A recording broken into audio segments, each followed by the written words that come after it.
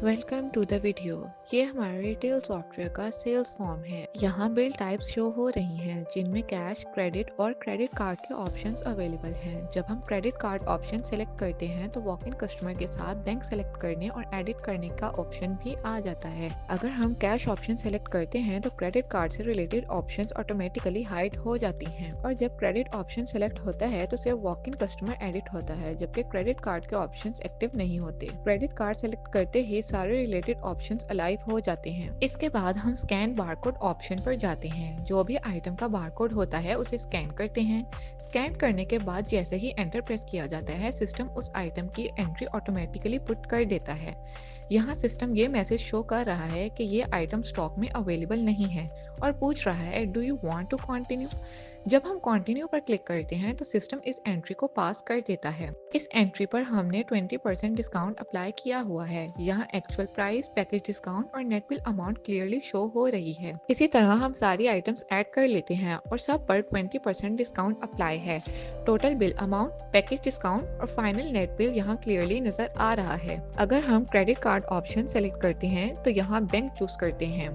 जैसे HBL select किया है, जो कैश रिसीव हुआ वो यहाँ एंटर करते हैं और जो बाकी पेमेंट ट्रांजैक्शन के जरिए बैंक में हुई वो ऑटोमेटिकली एडजस्ट हो जाती है। इस सॉफ्टवेयर में सेल्स और रिटर्न दोनों ऑप्शंस अवेलेबल हैं। अगर कोई आइटम रिटर्न आए तो रिटर्न ऑप्शन सेलेक्ट करके बारकोड एंटर करते हैं और आइटम ऑटोमेटिकली रिटर्न में ऐड हो जाती है। इसी तरह दूसरी आइटम भी रिटर्न में ऐड करते हैं। अब क्योंकि रिटर्न की अमाउंट ज्यादा है इसलिए टोटल बैलेंस माइनस में चला गया है। अगर जरूरत हो तो हम इस एंट्री को एडिट करके क्वांटिटी चेंज कर सकते हैं। जैसे यहाँ क्वांटिटी में 30 ऐड किया गया है। अब ये फाइनल बिल रेडी हो चुका है। यहाँ हम देख सकते हैं टोटल सेल कितनी हुई, टोटल परचेज क्या है, पैकेज डिस्काउंट कितना लगा और फाइनल नेट बिल क्या बना।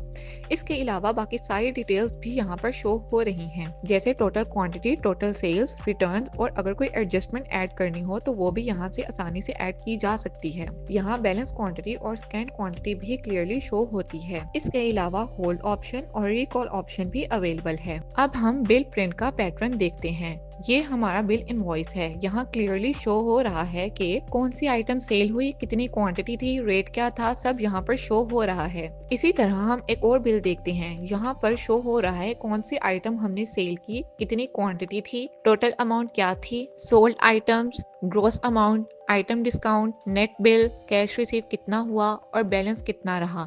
इस तरह ये सारी डिटेल्स यहाँ पर क्लीन और क्लियर फॉर्मेट में शो हो रही हैं। ये था हमारे रिटेल सॉफ्टवेयर का कंप्लीट सेल्स और बिलिंग प्रोसेस, जो फास्ट, एक्यूरेट और दुकानदार के लिए बिल्कुल आसान है। Thanks for watching this video.